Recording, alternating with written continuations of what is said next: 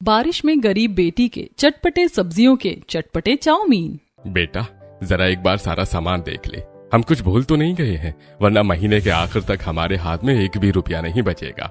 अगर सामान कुछ रह गया तो फिर रह ही जाएगा। नहीं पापा, जो सामान मम्मी और दीदी ने बताया था वो सब आ गया है, कुछ भी नहीं छूटा। राजेश और रोहित घर का सामान राशन लेने के लिए बाजार आए थे। किराए की दुकान से सारा राशन लेकर रोहित थैला उठाता है और दोनों घर की ओर चल पड़ते हैं। तभी रास्ते में रोहित की नजर चाउमीन वाले पर पड़ जाती है। पापा मुझे चाउमीन खानी है, देखो ना कितनी अच्छी खुशबू आ रही है, ऊपर से बारिश का मौसम भी है, बारिश में चाउमीन खाने का अलग ही मजा आता है। बेटा अभी तो हमारे पास पैसे भी नहीं बचे हैं। पापा हर बार आप ऐसे ही करते हो, मुझे कभी चाउमीन नहीं खिलाते, मुझे चाउमीन खानी है। अच्छा, अगली बार मैं तुम्हें जरूर चाउमीन खिलाऊंगा और उसके लिए अलग से पैसे भी रखूंगा। लेकिन अभी घर चलते हैं, देखो तेज बारिश हो सकती है और हमारा राशन भी खराब हो जाएगा। राजेश प्यार से रोहित को समझाता है। इसके बाद दोनों पिता बेटा राशन लेकर घर पहुंच जाते हैं। राजेश का परिवार बहुत गरीब है। वो एक दुकान पर नौकरी करता है और उसी कमाई से पूरे परिवार का गुजारा चलता है। परिवार में उसकी पत्नी सरला, 2 बेटियां और एक बेटा है। इसी तरह समय बीतने लगता है। एक दिन सरला के घर उसकी पड़ोसन पिंकी आती है।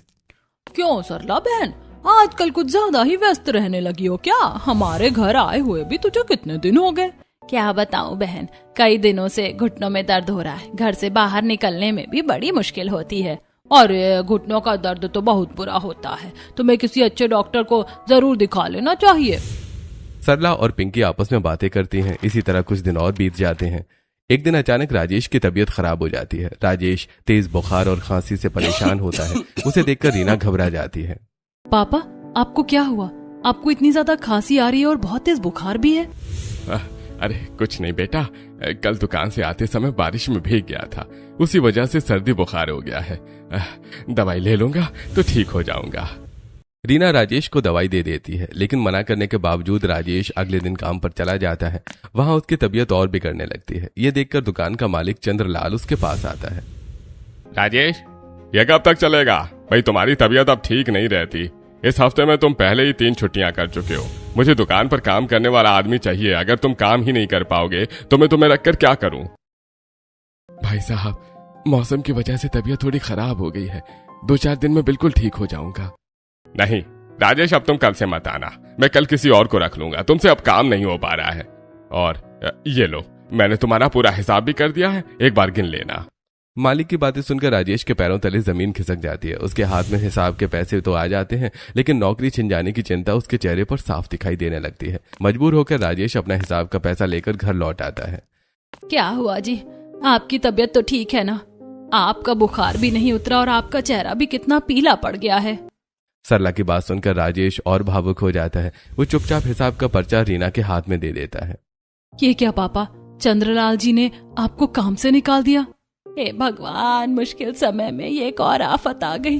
अब हमारा घर कैसे चलेगा? मम्मी घर तो जैसे तैसे चल जाएगा, लेकिन पापा की दवाइयाँ कैसे आएंगी? पापा आप बिल्कुल चिंता मत करो, मेरे पास ट्यूशन के कुछ पैसे रखे हैं, सबसे पहले हम आपकी दवाई लेने चलते हैं।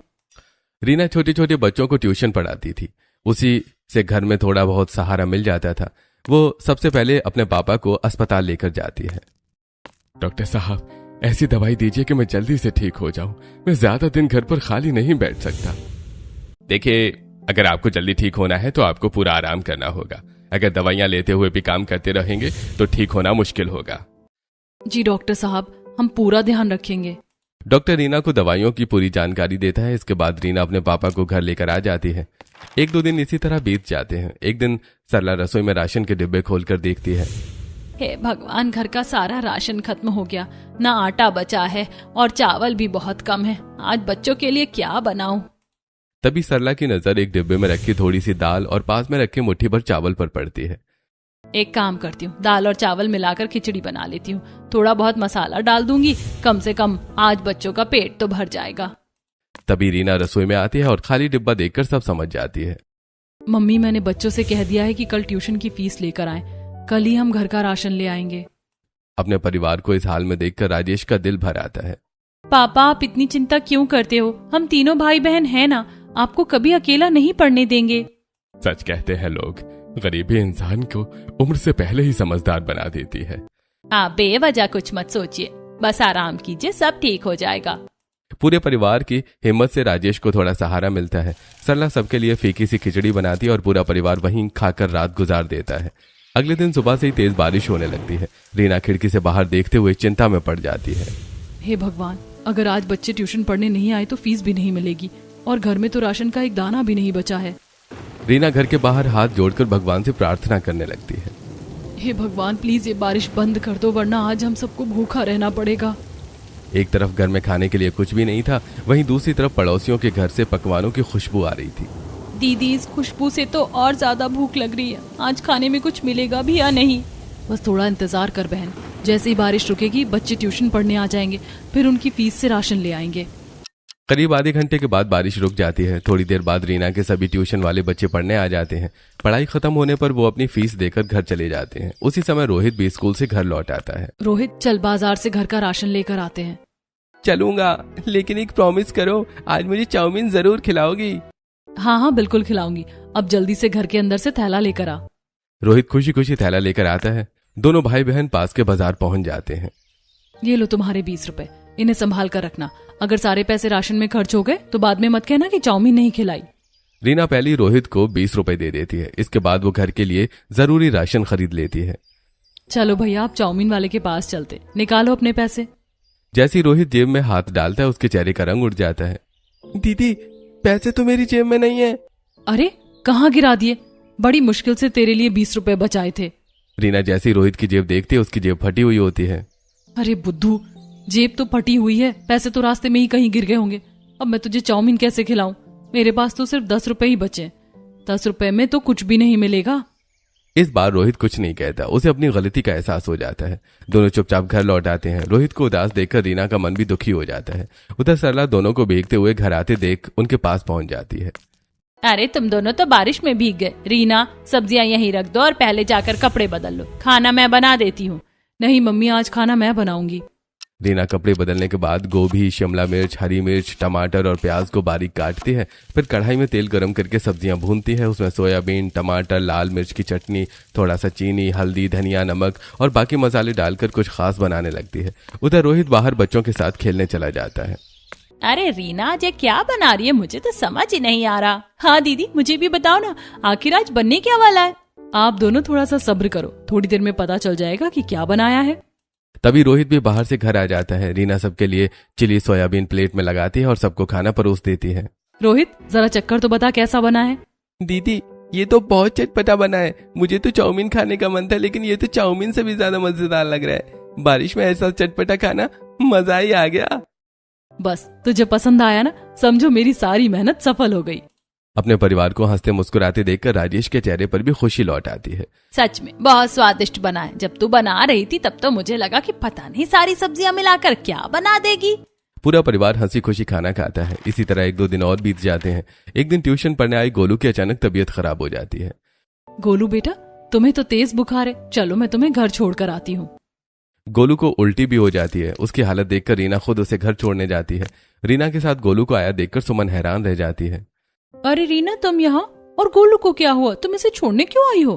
कुछ नहीं, इससे उल्टी हुई है और तेज बुखार भी है, इसीलिए मैंने सोचा कि कहीं तबीयत ज्यादा ना बिगड़ जाए, इसीलिए मैं खुद छोड़ने आ गई। तभी अंदर से जूली भी बाहर आ जाती है। उल्टी तो होगी ही, जब हर समय बाहर का खाना खाएगा तो यही होगा। घर का खाना तो इसे अच्छा लगता ही नहीं है। और एक इसके पापा हैं जिन्होंने इसे पूरी तरह बिगाड़ रखा है, रोज इसके लिए बाहर का खाना ले आते हैं। तभी बाहर से पंकज आता है। उसके हाथों में चाउमीन का पैकेट होता है। लो, फिर से अपने राजा बेटे के लिए चाउमीन ले आए। पहले इसकी हालत तो देख लो, इसे बुखार और उल्टियां हो रही हैं। अरे ये जब ये जिद करता है तो मैं मना नहीं कर पाता। अच्छा तुम ये रखो, मैं इसे अभी डॉक्टर के पास लेकर जाता हूँ। पंकज गोलू को डॉक्टर के पास लेकर चला जाता है। उधर सुमन वही चाउमीन प्लेट में निकालकर रीना के सामने रख देती है। दोनों सहेलियां बातें करते हुए चाउमीन चखने लगती हैं। यार, इसका स्वाद तो बड़ा अजीब सा है। ऐसा लग रहा है जैसे इसमें बासी सब्जियां मिला रखी हों। बारिश के मौसम में लोग चटपटी चीजें ज्यादा पसंद करते हैं, इसीलिए ये लोग पता नहीं क्या क्या मिलाकर बना देते हैं। वरना आजकल बड़े बड़े शहरों में आटे के नूडल्स भी बनने लगे हैं। क्या मतलब आटे के नूडल्स? मैं कुछ समझी नहीं। सुमन अपना फोन निकालते हैं और YouTube पर आटे के नूडल्स की एक रेसिपी दिखाने लगती है। अरे हाँ, ये तो हम घर पर भी बना सकते हैं। वैसे भी मेरे भाई को चाउमीन खाने का बहुत शौक है। हाँ, जरूर बनाकर खिलाना, उसे बहुत पसंद आएगी। थोड़ी देर बाद रीना अपने घर लौट आती है। उस दिन खाना पहले से बना होने की वजह से वो रेसिपी ट्राई नहीं कर पाती। सच में ये रेसिपी तो बहुत अच्छी है। इसे बनाने के लिए बस थोड़ी सी सब्जियां चाहिए। घर में आटा और मसाले तो पहले से ही हैं। रीना के मन में वही रेसिपी घूमती रहती है। अगले दिन सुबह रोहित स्कूल चला जाता है। उधर रीना पास की मार्केट से सस्ती और ताजी सब्जियां शिमला मिर्च, गोभी, प्याज, टमाटर और हरी मिर्च लेकर आती है और उन्हें अच्छी तरह धोकर रख देती है। दीदी, लगता है आज फिर कुछ अच्छा बनने वाला है। हाँ, बस देखती जाओ। रीना सबसे पहले आटा गूंथती है, फिर उसकी छोटी छोटी लोइयां बनाकर बेलती है और चाकू से बिल्कुल चाउमीन जैसी पतली पतली पट्टियां काटती है। इसके बाद उन्हें थोड़ी देर सूखने के लिए रख देती है। जब तक ये नूडल्स सूख रहे हैं तब तक मैं सारी सब्जियां बारीक काट लेती हूँ। रीना सारी सब्जियां बारीक काट लेती है, फिर सूखे हुए चाउमीन को उबलते पानी में पकाती है। उसके बाद कढ़ाई में थोड़ा सा तेल डालकर सब्जियों को तड़का लगाती है। और इसे और चटपटा बनाने के लिए कुछ अलग करना पड़ेगा। रीना भीगी हुई लाल मिर्च, टमाटर और थोड़ी सी चीनी को सिलबट्टे पर पीसती है। फिर उस मिश्रण को चाउमीन में मिलाकर अच्छी तरह पकाती है। तभी रोहित स्कूल से घर लौट आता है। क्या बात है दीदी, आज क्या बनाया है? घर के बाहर तक इसकी खुशबू आ रही है। पहले जल्दी से यूनिफॉर्म बदल करा, आज तेरे लिए एक सरप्राइज है। रीना सबके लिए चाउमीन प्लेटों में निकालती है। कोमल बाहर चटाई बिछा देती है। पूरा परिवार साथ बैठकर चाउमीन खाने लगता है। अरे वाह दीदी, मजा आ गया। मैंने अपने दोस्त के टिफिन में भी चाउमीन खाई थी, लेकिन वो तो बिल्कुल बेकार थी। हाँ, मैंने भी सुमन के घर बाजार वाली चाउमीन खाई थी। वो तो बिल्कुल बासी सी लग रही थी, लेकिन इसे खाकर तो सच में मजा आ गया। दीदी, आपको तो चाउमीन का ठेला खोल लेना चाहिए। सबसे ज्यादा चाउमीन आपकी ही बिकेगी। कोमल की बात सुनकर पूरा परिवार हंसने लगता है। अरे नहीं, बाजार में पहले से ही बहुत मुकाबला है। हर गली नुक्कड़ पर चाउमीन के ठेले लगे हैं। वहाँ हमारा काम कहाँ चलेगा। रीना कोमल की बात को हंसी में टाल देती है। इसी तरह 1-2 दिन और बीत जाते हैं। धीरे धीरे रीना के ट्यूशन पढ़ने वाले बच्चे आना कम कर देते हैं। रीना कारण जानने के लिए एक बच्चे के घर पहुंचती है। भाभी, बच्चे आजकल ट्यूशन पढ़ने क्यों नहीं आ रहे हैं?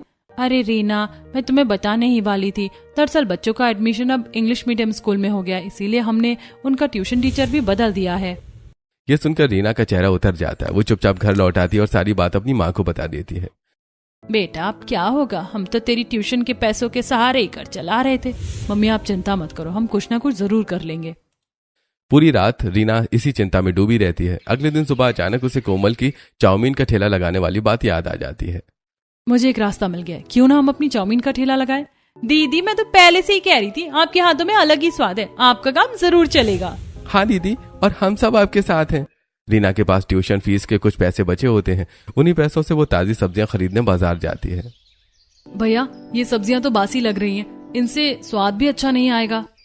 बहन, जहाँ तुम्हें अच्छी सब्जियां मिले वहीं से ले लो। दीदी, पास में ही एक खेत है, वहां से ताजी सब्जियां मिल जाएंगी। चलो वहीं चलते हैं। दोनों भाई बहन पास के खेत में पहुंच जाते हैं। अरे बेटा, जितनी सब्जियां चाहिए खुद तोड़ लो, फिर मैं तौल कर पैसे बता दूंगा।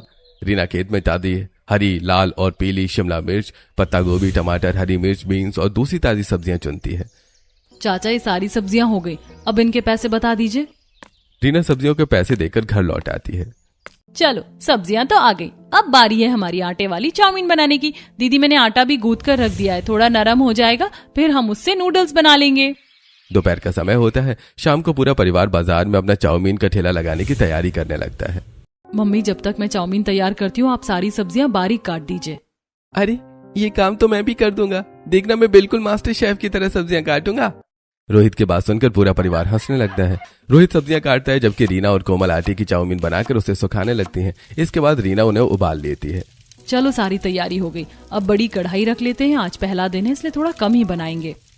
अरे दीदी, आप बिल्कुल टेंशन मत लो। आपकी चाउमीन इतनी स्वादिष्ट है कि लोग उंगलियां चाटते रह जाएंगे। आज ये सब खत्म हो जाएगी। रोहित और कोमल की बातों से रीना का हौसला बढ़ जाता है। वो थोड़ी ज्यादा मात्रा में चाउमीन तैयार कर लेती है। चलो, सारी तैयारी पूरी हो गई, अब बाजार चलते हैं। रोहित, तुम सामान उठा लो, कोमल तुम सारे बर्तन बोरी में रख लो। बेटा, ये घर के पिसे हुए खड़े मसाले, इन्हें भी चाउमीन में डाल देना, स्वाद और भी अच्छा आएगा। वैसे तुम्हारी चाउमीन का असली स्वाद इन ताजी सब्जियों में ही है, यही इसकी सबसे बड़ी खासियत होगी। अपने बच्चों को मेहनत करते देखकर राजेश की आंखों में खुशी के आंसू छलक पड़ते हैं। तभी अचानक बाहर तेज बारिश शुरू हो जाती है। मम्मी, बाहर तो बहुत तेज बारिश हो रही है, अब क्या होगा? हमारे पास जितने पैसे थे सब इसी सामान में लग गए। अगर आज बाजार नहीं जा पाए तो कल खाने के लिए कुछ भी नहीं बचेगा। बेटा, ऐसा मत सोचो, भगवान चाहेंगे तो बारिश जरूर रुक जाएगी। सरला बच्चों को हिम्मत तो देती है, लेकिन उसके मन की घबराहट भी साफ दिखाई दे रही होती है। हे भगवान कृपा करो, बारिश रोक दो, मेरे बच्चों की सारी मेहनत बर्बाद हो जाएगी। पूरा परिवार काफी देर तक बारिश रुकने का इंतजार करता है, लेकिन बारिश नहीं रुकती। कोमल बेटा, पड़ोस में एक छाता मांग ला। तुम छाता पकड़ लेना, रीना चाउमीन बनाएगी और रोहित ग्राहकों को देगा। हाँ पापा, ये तरीका ठीक रहेगा। कोमल पड़ोस में पिंकी के घर पहुंचती है। पिंकी आंटी, थोड़ी देर के लिए अपना छाता दे दीजिए, बाहर बहुत तेज बारिश हो रही है। अरे बेटा, हमारे घर तो एक ही छाता था, वो भी चिंटू ने तोड़ दिया, माफ करना, हमारे पास दूसरा नहीं है। पिंकी जानबूझ के छाता देने से मना कर देती है। कोमल उदास होकर वापस घर लौट आती है।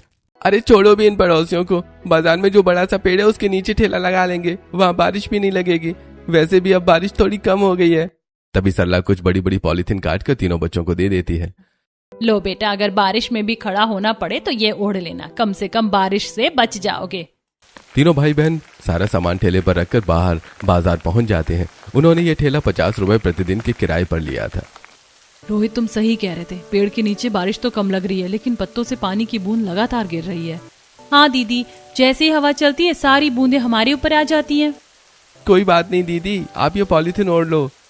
तीनों अपना काम शुरू कर देते हैं। रीना गैस स्टोव जलाकर कढ़ाई चढ़ाती है। सबसे पहले वो ताजी सब्जियों को हल्का सा भूनती है, फिर उसमें soya sauce, vinegar, tomato ketchup और घर में तैयार किया हुआ ताज़ा कुटा मसाला डालती है। उसकी चटपटी चाउमीन की खुशबू दूर दूर तक फैलने लगती है, लेकिन काफी देर तक उनके ठेले पर एक भी ग्राहक नहीं आता।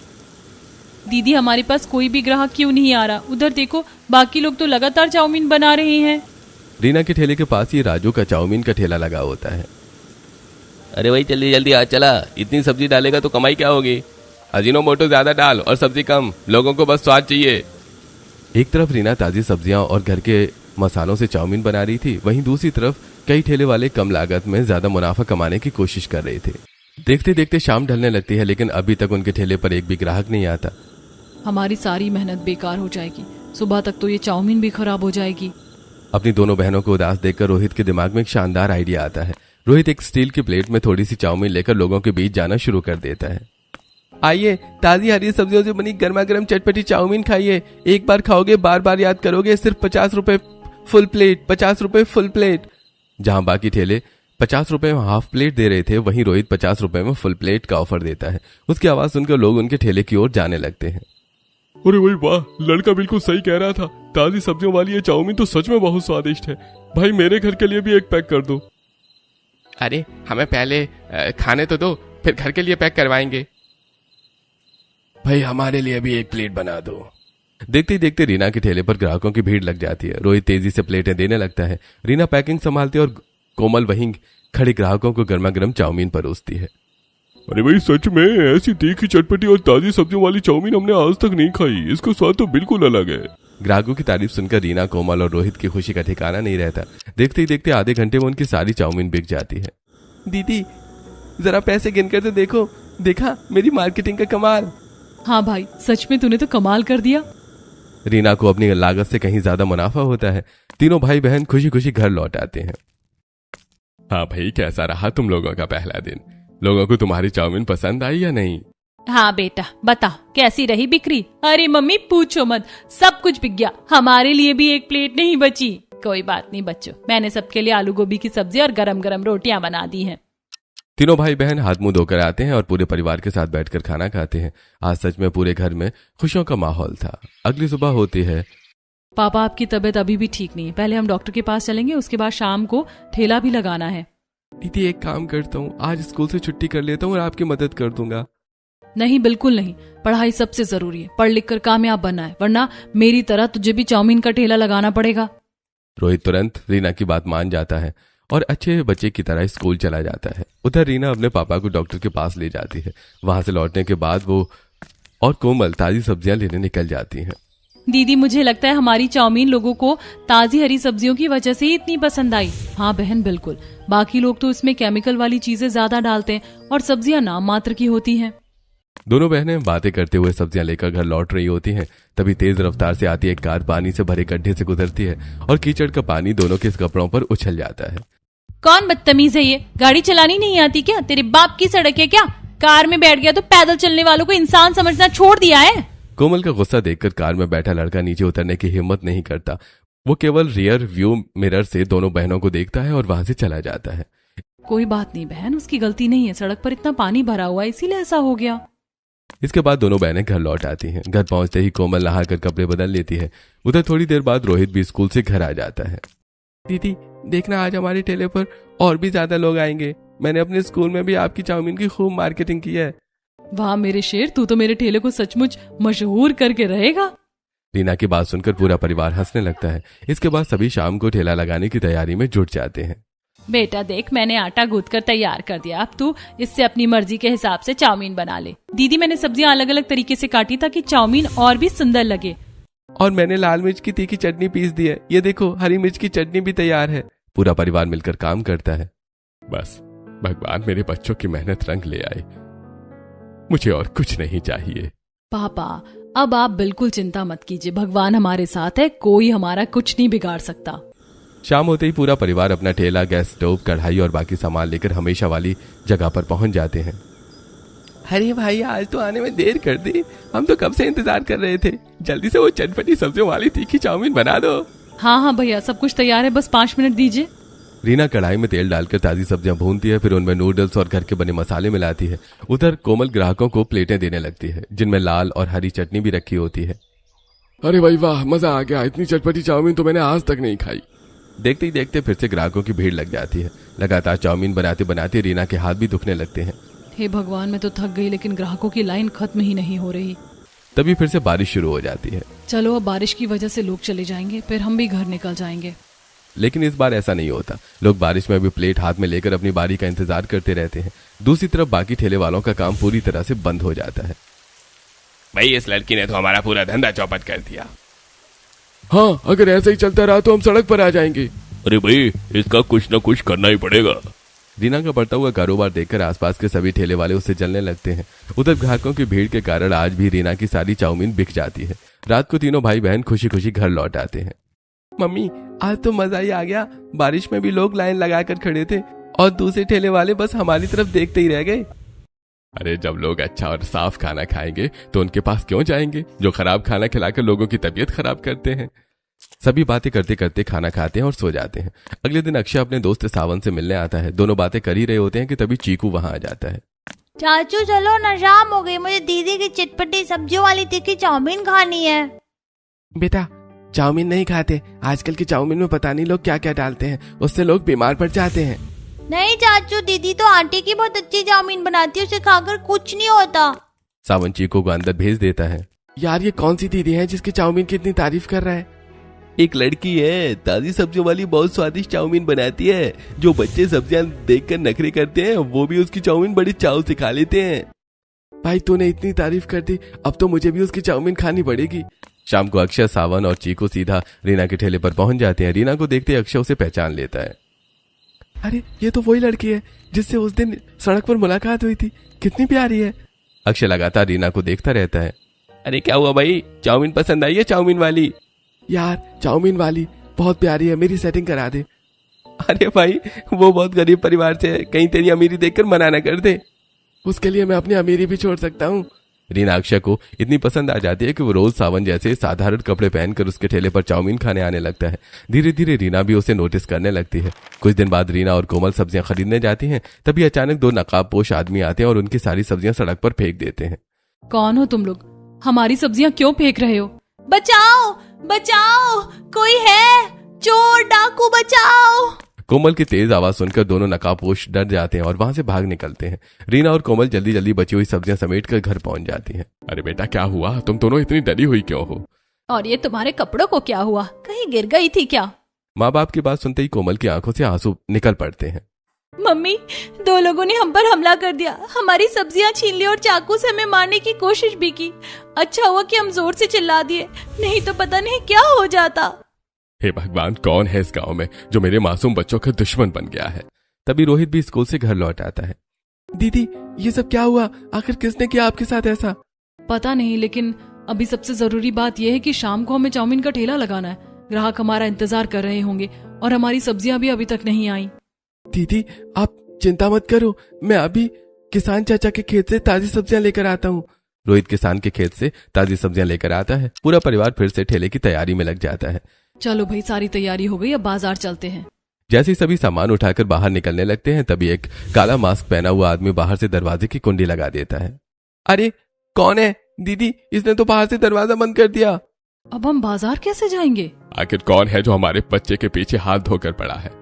पूरा परिवार काफी देर तक दरवाजा पीटता रहता है, लेकिन उनकी आवाज बाहर किसी तक नहीं पहुंचती। देखते देखते शाम से रात हो जाती है। आज तो हमारी सारी मेहनत बर्बाद हो गई, सारा सामान भी खराब हो जाएगा। उधर बाजार में अक्षय, सावन और बाकी ग्राहक रीना के ठेले का इंतजार कर रहे होते हैं। भाई आज तो चाउमीन वाली लड़की नहीं आई, लेकिन लोग फिर भी हमारा सामान नहीं खरीद रहे। अरे पता नहीं उसने लोगों को ऐसा क्या खिला दिया कि अब कोई हमारे पास आता ही नहीं है। लोगों को रीना की हेल्दी और स्वादिष्ट चाउमीन की ऐसी आदत हो गई थी कि उन्होंने दूसरे ठेले का फास्ट फूड खाना लगभग छोड़ दिया था। अक्षय को रीना की चिंता होने लगी है। वो सावन से उसका पता पूछता है और उसके सीधे घर पहुंच जाता है। अरे घर पर तो बाहर से कुंडी लगी हुई है, ये लोग अंदर कैसे हो सकते हैं? अक्षय वापस जाने लगता है तभी रोहित दरवाजे के नीचे से उसके पैर पहचान लेता है। हम अंदर बंद हैं, कोई दरवाजा खोलो। आवाज सुनकर अक्षय तुरंत वापस आ जाता है। इसका मतलब किसी ने जानबूझकर इन लोगों को घर में बंद किया है। अक्षय तुरंत दरवाजा खोल देता है। उसे देखकर पूरा परिवार राहत की सांस लेता है। बेटा पता नहीं कौन था जिसने हमें घर में बंद कर दिया था। आपका बहुत बहुत धन्यवाद, आपका यह एहसान मैं कभी नहीं भूलूंगी। लेकिन अभी हमें जल्दी बाजार जाना होगा। पूरा परिवार जल्दी जल्दी ठेला लेकर बाजार पहुंच जाता है। अक्षय भी उनके पीछे पीछे आता है। अरे ये लोग यहाँ कैसे आ गए? इन्हें तो हमने घर में बंद कर दिया था। हाँ यार, इस लड़की ने तो हमारा जीना हराम कर दिया है। अब कल हम इसका ठेला ही तबाह कर देंगे। अक्षय उनकी सारी बातें सुन लेता है। अच्छा, तो इन तीनों ने रीना और उसके परिवार को घर में बंद किया था। मुझे इनका सच सामने लाना ही होगा।